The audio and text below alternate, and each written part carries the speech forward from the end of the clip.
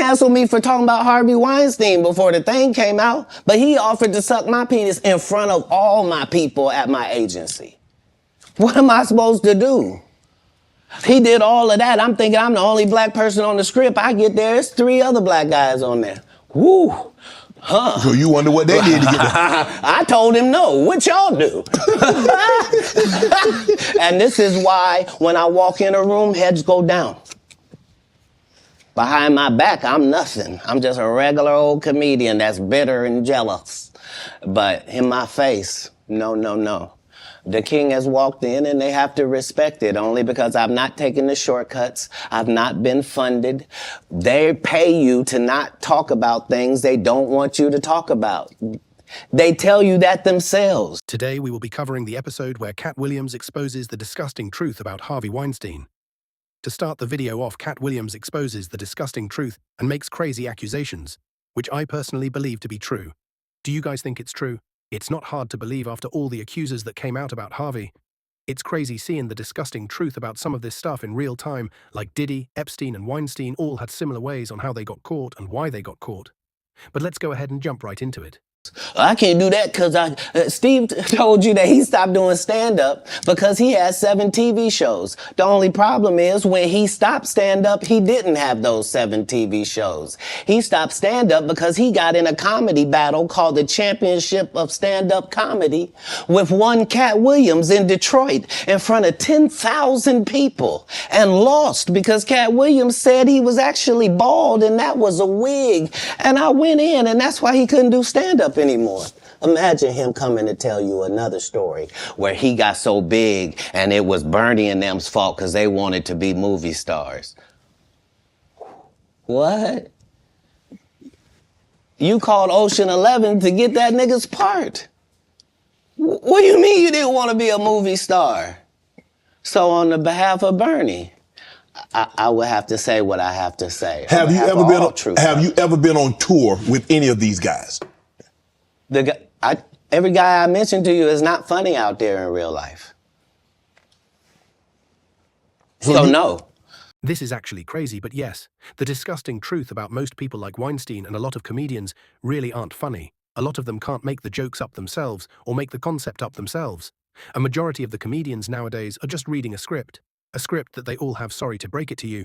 But yes, this is the disgusting truth. But let's just right back into the video. Faison's never done his own tour in 30 years. Steve Harvey don't do stand-up no more. Cedric doesn't write. I'm sorry, he doesn't write. Ricky Smiley has been playing the same old black woman forever. Like, you can't get a young fan base with that. Like, you gotta be doing karaoke around the country to make that work. Right. And he is. But I'm a stand-up comedian. This is my 19th 100-city tour. I'm not gonna have a conversation with these lazy bums that'll take a shortcut at any point. Yes, it's easier for you to juice than to get in the gym, but you don't get to bring that body in here talking crazy. Talk about how good you look. What? No, there's too many comics out there that are putting their life on the line to tell these jokes, man. Referring to that last clip of him, Katt Williams exposing the disgusting truth and saying, you can juice it up, but you just can't bring that body in. Trying to brag about it, in other words saying you can't fake the work you put in and swear like you did it legit when you're taking shortcuts, doing it the easier way, and most of the time the more honest way. Okay, let's get to your upbringing. We're gonna circle back and we'll get some... I want to protect him real quick, because you had said for the Kings of Comedy, it was in 2018, 2019, but did you mean 1999? Because it came out in 2000, so I just want to make sure. No. So what I meant to say was, remember, he said, I couldn't do stand-up anymore. I had 7 TV shows. I said he didn't have any of those TV shows at the time. I know you talking about Cedric. Joke stealing from Cedric. Cedric. Okay, so you had said that 2018, 2019, but it came out in 2000, so I just want to make sure. Okay, no.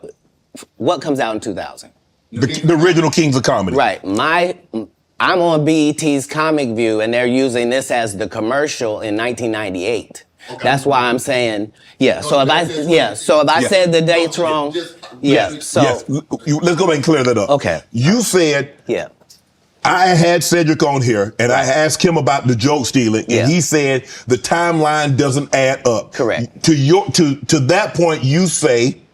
Right. So he thought that I was just a no-name comedian and that he could take this joke and nobody would know. Right. The issue was that I had already done this particular joke on BET's Comic View twice. Right. It had done so well on BET's Comic View that they had made it part of the commercial. So part of the commercial of make sure you tune in to BET was you seeing me doing this joke. Right. And this joke is one of those jokes in comedy where you set it up and it takes a little longer to set it up, takes about 3 minutes, but then you're just hitting them with jokes after that because you don't have to set it up. Right.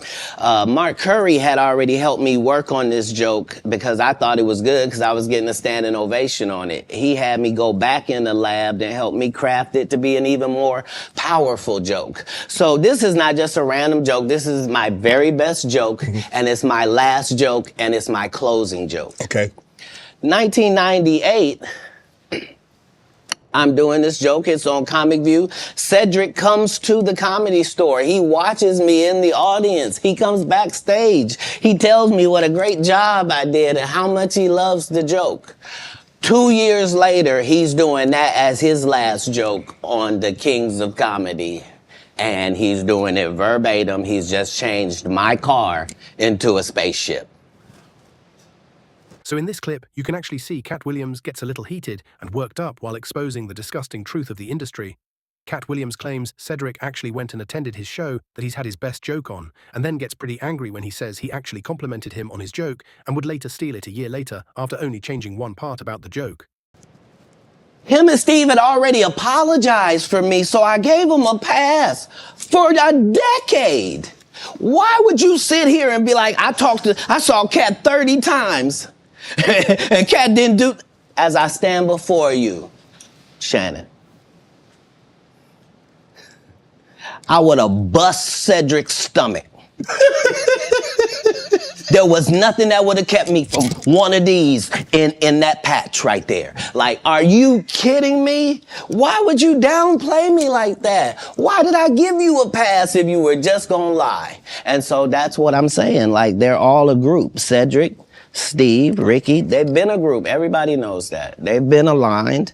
And there are these alliances in comedy. And if you stand against them, then they sometimes have a problem. But we don't let that change the content because that's all you know me for, is that I'm quite likely to tell the whole truth and nothing but the truth, so help me. And actually, before I let this next clip play fully, I want to say real quick that this is actually crazy.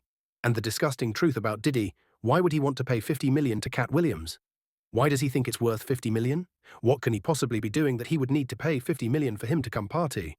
Something fishy was going on, and Katt Williams smelled it from miles away. God. Now, I've had to turn down $50 million 4 times.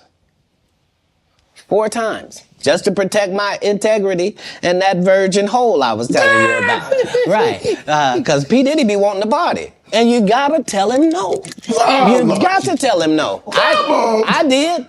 I did. See, I got the receipts for everything I'm telling you. That's why I can say them so freely. Can I need another one? You here, get your number. Thank you, sir. Thank you. Come on. Because early on you was accusing me of being... Katt, man. Yeah, it's crazy. Because I'm favored by God. Like, when I see people's wives and stuff, I don't even look at them. You know what I mean? Like, I don't want to look at nothing I don't want to have. Because I know how blessed I am. If I look at it, I got it. Yeah. That's how Diddy be feeling. Now, come on, man. And that's going to end the video right here. And keep in mind, while watching that video, this interview was actually made before all the stuff happened with Diddy, and everyone was just making fun of him. Not so much taking him serious, and now it's pretty crazy to see. Everyone now sees that Diddy is really the monster. Everyone has been saying he was for years. This is the disgusting truth about Diddy and Harvey Weinstein. But as always, leave your opinion in the comments. Like and subscribe. This is media to your door. Goodbye.